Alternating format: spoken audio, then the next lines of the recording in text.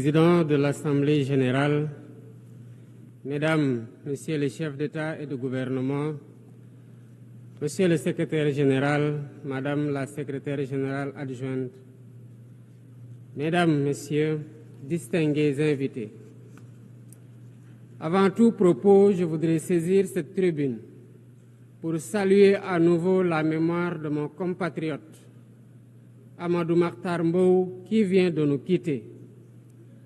Ancien directeur général de l'UNESCO de 1974 à 1987, il fut un homme d'État émérite et un fervent acteur panafricain de la lutte pour les indépendances.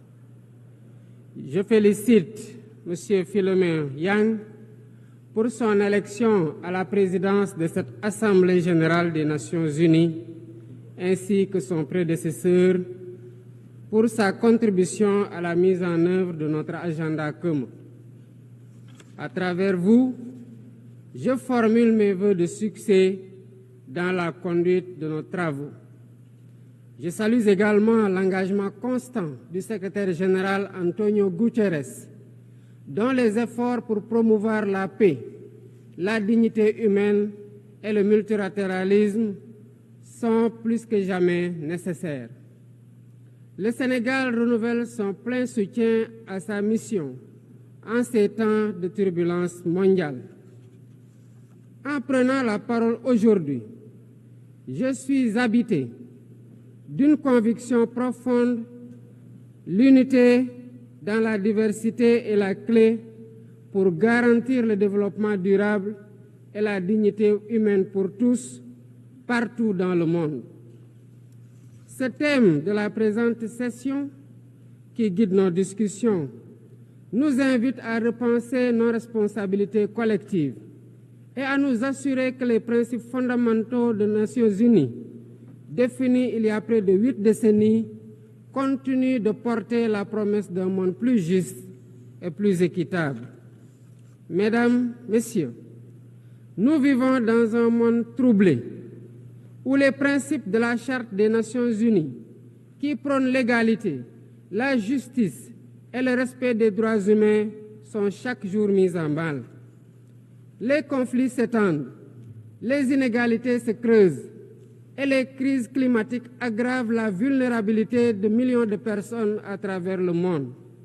De surcroît, nous assistons à une remise en cause inquiétante du multilatéralisme, à un moment où l'humanité en a le plus besoin. Le monde doit se regarder en face, sans complaisance. Les valeurs que nous avons juré de défendre sont piétinées dans plusieurs régions du globe. Que l'on soit à Gaza, à Tel Aviv, à Dakar ou ailleurs, chaque être humain est porteur de cette égale dignité, une dignité qui transcende les frontières, les cultures et les appartenances religieuses. C'est notre devoir à tous de veiller à ce que cette dignité soit protégée et respectée pour chaque être humain, sans exception. Ce devoir est l'essence même des Nations unies.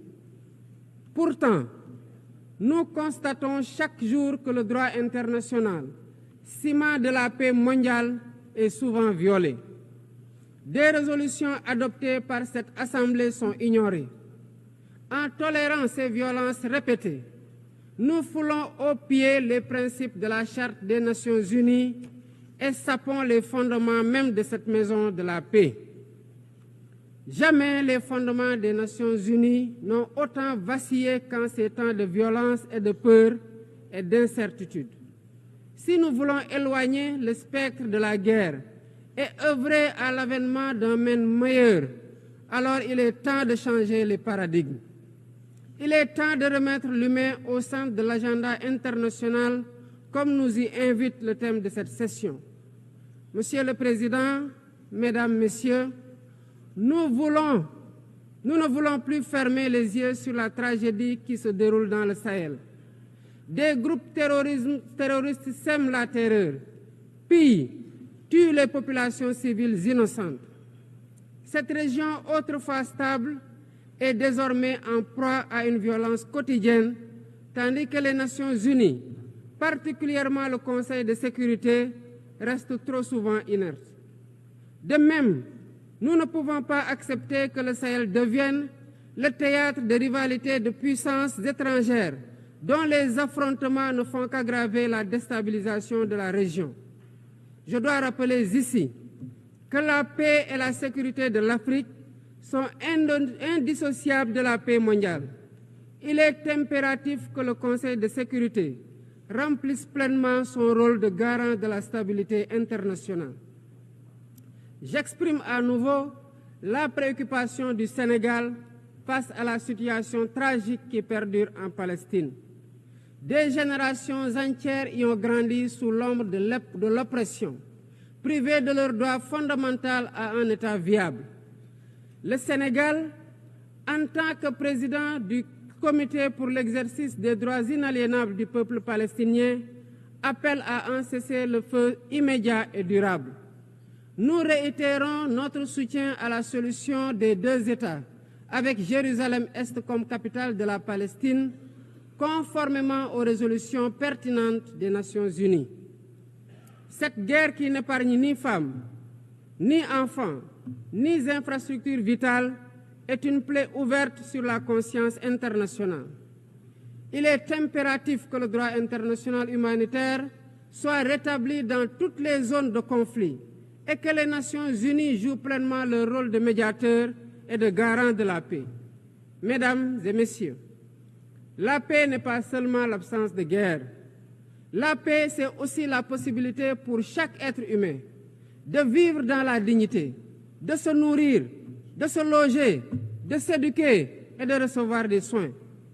Or, aujourd'hui, plus de 750 millions de personnes ne mangent pas à leur faim et des millions basculent chaque jour dans l'extrême pauvreté. Ces chiffres éloignent de plus en plus le monde des objectifs de développement durable fixés pour 2030. Nous ne pouvons plus accepter que les mécanismes de gouvernance mondiale continuent de reproduire ces inégalités.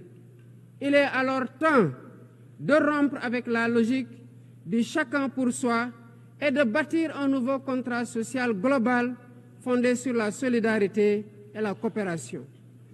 Ce contrat doit inclure des réformes majeures pour s'attaquer aux défis politiques, économiques, environnementaux de notre époque. Premièrement, il est impératif de sauvegarder et de renforcer le multilatéralisme comme cadre unique d'action pour la paix et la sécurité internationale. Cela passe par une réforme urgente des institutions mondiales, notamment le Conseil de sécurité, le FMI, la Banque mondiale, afin qu'elles soient plus inclusives et qu'elles reflètent les réalités géopolitiques et économiques actuelles. Le continent africain, en particulier, doit avoir une place plus importante dans ces instances de décision.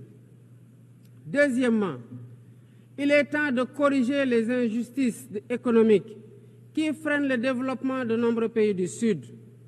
Le commerce illégal, l'évasion fiscale, les flux financiers illicites et les congés fiscaux abusifs ruinent les pays en développement, notamment en Afrique. Ces injustices doivent être corrigées pour permettre à tous les pays de participer pleinement au commerce mondial et de bénéficier de la croissance économique. Troisièmement, il est essentiel de garantir avec détermination et d'agir avec détermination contre le réchauffement climatique en respectant le principe de responsabilité commune mais différenciée. Les pays industrialisés responsables historiques des émissions massives de gaz à effet de serre doivent intensifier leurs efforts pour financer une transition énergétique juste et équitable qui ne pénalise pas les pays en développement. Nous devons impérativement protéger notre planète sans sacrifier les droits des nations les plus vulnérables à poursuivre leur développement. Quatrièmement, il est nécessaire de rompre avec toute tentative d'imposer des normes civilisationnelles unilatérales. Depuis son indépendance, le Sénégal a toujours défendu l'égale dignité des cultures et des civilisations. Et cette diversité doit continuer à être la base de la coexistence pacifique entre les peuples. Aucune nation ne devrait imposer aux autres ses pratiques ou ses valeurs comme normes universelles. Le respect des différences est le fondement de la stabilité et de la paix dans le monde. Mesdames et messieurs, le Sénégal est fermement engagé dans cette voie. Nous avons choisi de bâtir un État résolument tourné vers le développement durable avec des initiatives ambitieuses dans des domaines tels que les énergies propres, la souveraineté alimentaire et la gouvernance transparente. Mais nous savons que pour réussir, nous avons besoin de l'action collective et de la solidarité internationale. Aucun pays, aussi puissant soit-il, ne peut relever seuls les défis qui menacent l'humanité. Il nous faut donc agir ensemble, unis dans la diversité, pour construire un avenir où la dignité humaine est respectée, où la justice prévaut et où la prospérité est partagée. C'est par la coopération et le respect mutuel que nous surmonterons les crises qui secouent notre monde. Je vous remercie de votre aimable attention.